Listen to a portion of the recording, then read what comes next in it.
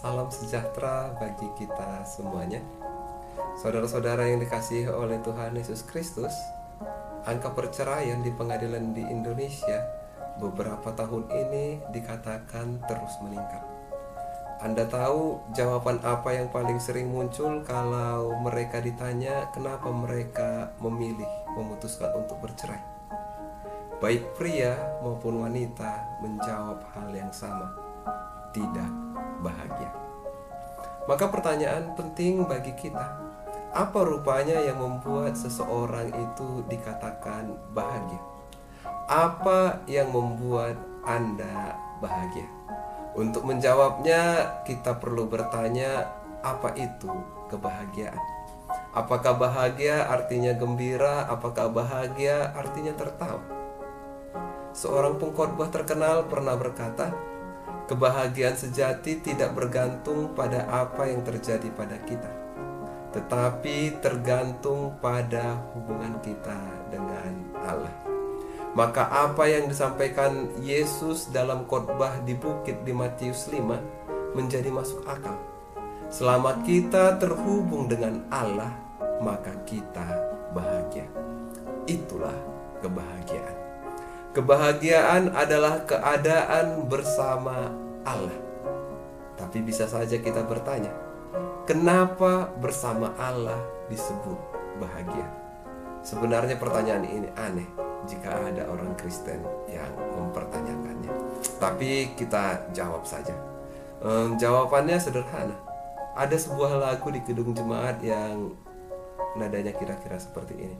Apakah yang kurang lagi bila di kau panduku? Dari lagu itu jawabannya kita bahagia bersama Tuhan karena ya apa yang kurang lagi. Jadi dari situ kita bisa melihat kita bahagia karena kebutuhan utama kita. Kebutuhan utama manusia harusnya adalah Tuhan, bukan yang lain.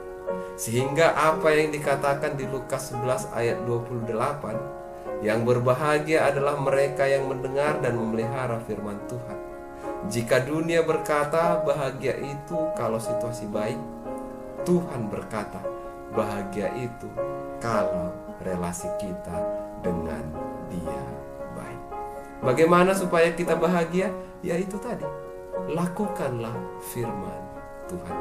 Jadi kebahagiaan akan hadir sebagai buah dari ketaatan kita akan firman Allah.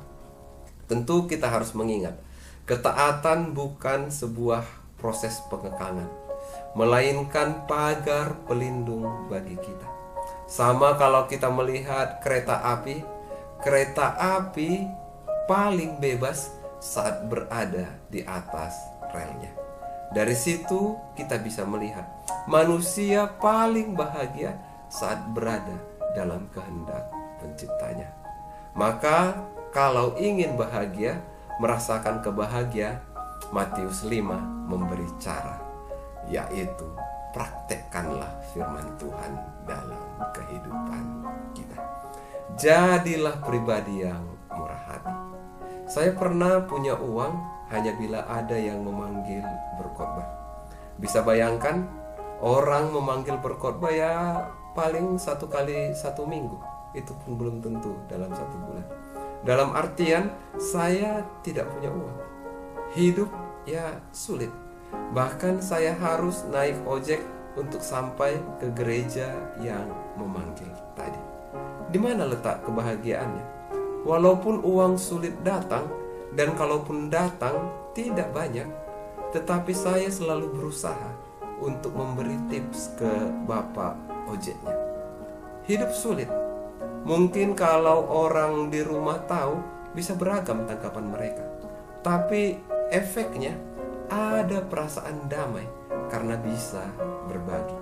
Ada perasaan damai karena yakin bahwa Tuhan tidak akan meninggalkan saya. Perasaan seperti itulah kebahagiaan yang diperoleh dari kemurahan hati. Jadi berbuat baiklah dalam kondisi yang tidak ideal. Kalau Anda sudah punya uang, baru membantu orang, rasanya pasti berbeda. Atau coba saja dengan tidak membalas perbuatan jahat, berusaha untuk tetap ramah dan baik pada orang yang berbuat jahat kepada kita. Pasti ada suasana damai yang Anda rasakan. Saya sudah mengalaminya. Jadi tidak harus pergi terlalu jauh untuk bisa bahagia.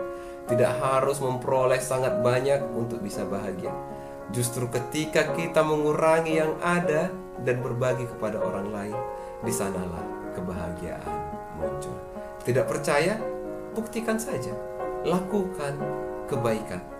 Kalau Anda ditanya kenapa Anda melakukannya, jawab, karena aku bersama Allah.